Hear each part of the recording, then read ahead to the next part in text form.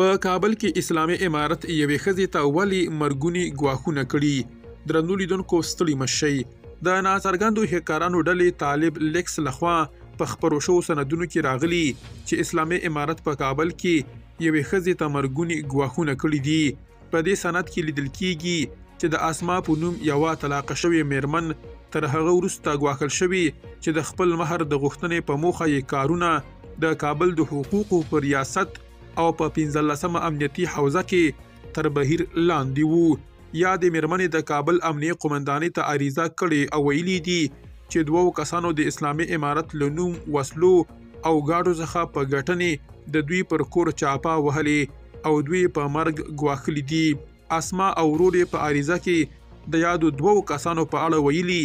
یو کس داود نومیږي چې په 19مه حوزه کې دنده لري او بل سهیل نومیږي چې نوموړی د 15مې حوزې د مشر د ترور زوی دی. یا د میرمنې د کابل امنیه قومندانۍ ته په عریضه کې لیکلي دي دا چې زما د خپل شرعي مهر د غوښتنې دوسیه د کابل د حقوقو په ریاست او په 15مه امنیتي حوزه کې تر بهیر لاندې ده. اوس د داود او سهیل په نوم 2 کسان مې ګواښي.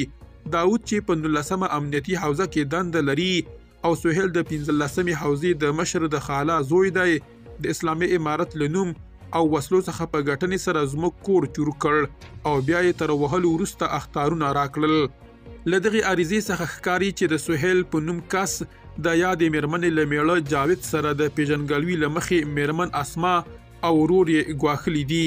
په عریضه کې د اسما د ورور لخوا لیکل شوي کله چې 15مې امنیتي حوزې موږ ته اصولي او قانوني جلب راکړ نو ما د خپلې خور دغه جلب د هغې میړه جاوید ته د خبر په موخه ورور.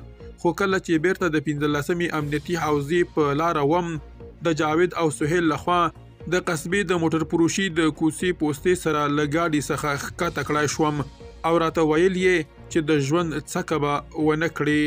درنو لیدونکو له مالتیا مو مننه.